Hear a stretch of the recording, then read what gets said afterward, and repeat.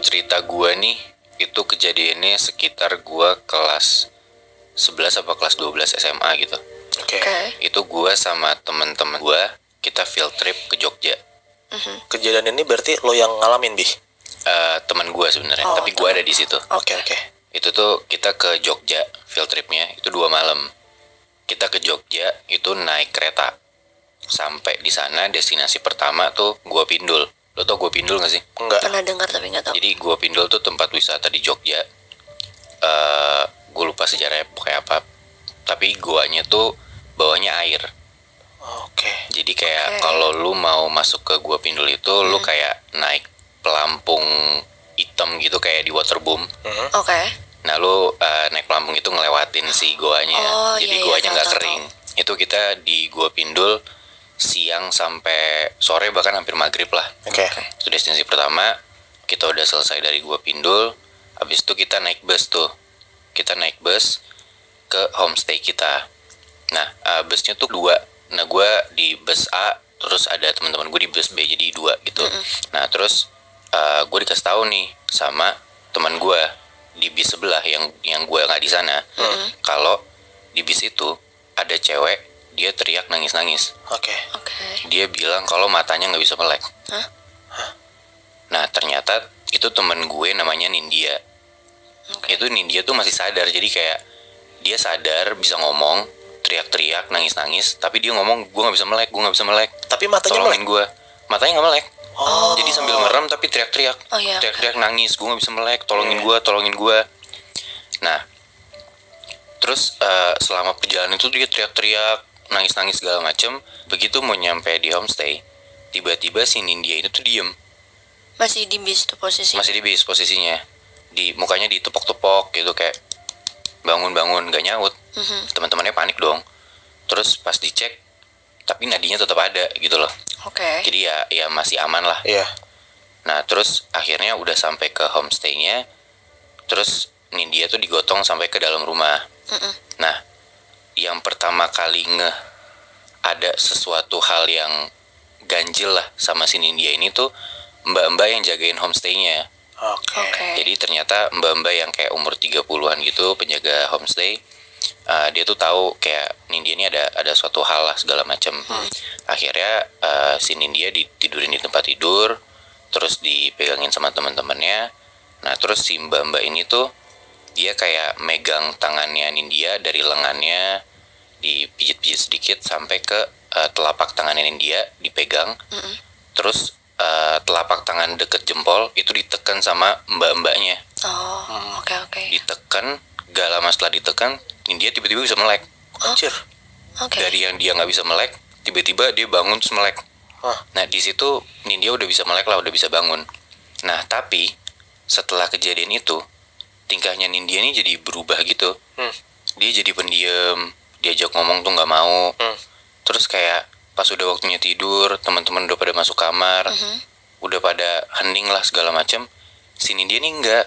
Sepanjang malam dia diem doang, berdiri di depan pintu rumah, tapi di bagian dalamnya, dan pintunya ketutup. Ya. Nah di situ tuh ada salah satu teman yang ngeliatin si Nindya ini. Oke. Lihat Nindya kayak gitu. Ngeliatin dia kayak gitu. Namanya Acel. Nah akhirnya si Acel ini nyamperin Nindya dan ngajak tidur. Oke. Terus kayak Nin ayo tidur. Nah si Nindya ini nggak nyaut apa segala macam.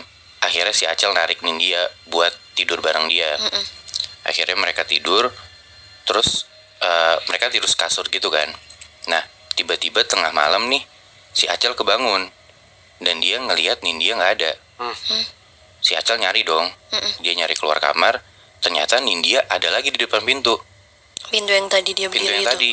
Terus diajak lagi tidur segala macam, dan kejadian itu tuh berulang-ulang sampai 3 kali Di malam yang sama? Di malam yang sama. Oke.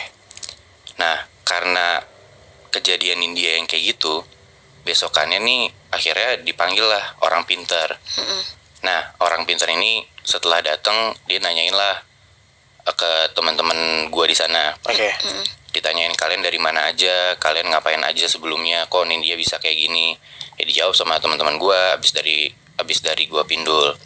Nah ya udah abis itu si orang pintar ini mencobalah buat ngusir sesuatu di dalam badannya si Nindya ini. Nah di situ badannya Nindya ini sama si orang pintar ini ditungkrepin. Terus si orang pintar ini telapak tangannya tuh kayak neken punggungnya si Nindya ini. Oke. Pas diteken punggungnya Nindya, tiba-tiba Nindya ngerangkak cepet. Anjir. Dari ruang tengah dia kayak mau keluar rumah gitu. Anjir. Dia ngerangkak kayak hewan gitu tapi cepet banget. Iya. Akhirnya dia ditahan sama teman-teman dia, terus dibantulah biar dia nggak keluar rumah kan. Terus akhirnya si orang pintar itu nyoba buat ngeluarin si makhluk itu dari badannya Nindya. Dan begitu udah berhasil, akhirnya Nindya udah sadar. Nah terus malamnya Nindya tuh cerita ke si Acel di kamarnya. Kayak Nindya tuh ngomong kayak gue sial banget nih kayak gini. Bukannya gue jalan-jalan, gue seneng-seneng, tapi gue malah kayak digangguin sama makhluk ini gitu loh. Terus ya Acel nanya dong, emang lo ngapain sih Nin? Nah di situ tuh Nindya ngaku kalau pas di gua pindul, dia tuh kencing sembarangan karena nggak tahan banget. Anjir, berani banget lagi.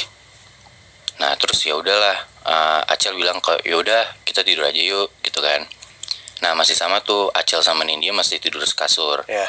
Nah tapi di tengah malam itu tiba-tiba si Acel ini kebangun karena dia ngerasa kasurnya ada yang gerak. Nah terus pas dia kebangun dia lihat ternyata Nindya udah nggak ada. Nggak ada lagi. Oke. Akhirnya ya Acel keluar kamar dong. Yeah. Dia nyari Nindya kemana. Dan ternyata Nindya balik lagi nih, berdiri di depan pintu lagi. Anjir. Kayak gitu lagi. Nah terus Acel kayak, aduh Nindya ketempelan lagi nih, dia kesurupan lagi nih gitu kan. Nah tapi itu di situ Acel nggak berani bilang ke teman-temannya. Akhirnya ya udah dia manggil Nindya, nggak nyaut juga. Terus di situ kayak ya udah Acel langsung nuntun Nindya aja ke kamar. Akhirnya mereka tidur di kasur. Terus Nindya tuh dipeluk dari belakang gitu sama si Acel. Dari belakang dipeluk biar si Nindya ini nggak Udah kemana-mana. Ya. Nah posisinya dari Acel meluk Nindya dari belakang ini, pas mereka udah tidur, tiba-tiba Acel ini kebangun gara-gara Nindya gerak-gerak. Oke. Nah pas Acel melek, dia tuh ngelihat Nindya tuh muter balikin badannya ke arah Acel. Anjir. Dan ternyata Nindya melek. Anjing. Berarti pas Acel melek, Nindya udah melek ngeliatin Nindya Acel udah melek. ngeliatin Acel. Anjir, kaget banget. Acel takut kan. Cuman karena Acel nih nggak berani bilang ke siapa-siapa, akhirnya udah dia cuman diem. Terus dia langsung balikin badannya ngebelakangin Nindya. Ya. Oke. So udah dia kayak nyoba tidur. Nah besokannya di hari mereka mau pulang itu, pagi-pagi tuh si Acel ngeliat Nindya tuh jadi diem lagi. Kayak masih ada yang janggal sama Nindya gitu loh. Nah akhirnya mereka semua balik. Mereka ke stasiun Lempuyangan, mau balik ke Jakarta. Nah di stasiun itu si Nindya nih kayak misah dari rombongannya gitu loh, kayak menyendiri gitu. Terus tiba-tiba di situ Acel ngeliat Nindya nih lagi bengong di pinggiran peron stasiun itu. Jadi kan kayak peron sama relnya itu kan jauh beda tingginya gitu kan. Kayak Iya. peronnya di atas, relnya di bawah gitu kan. Nah tiba-tiba si Acel ngeliat Nindya lagi bengong di pinggiran peron. Dan tiba-tiba Nindya jatuh ke relnya. Anjir. Orang-orang panik dong. Kayak orang-orang gak cuma rombongannya doang, kayak orang-orang di sana juga kayak ngeliatin kayak Nindya jatuh gitu kan. Terus orang-orang pada datang ngerubunin si Nindya. Terus pas teman-teman yang ngeliat dari peron ke bawah, ternyata Nindya ini di atas lintasan rel yang batu-batu sama jalanan rel itu. Iya. Dia ngerangkak cepet kayak yang kemarin gitu loh. Yang pas dia kesurupan. Yang pas dia kesurupan, dia ngerangkak cepet.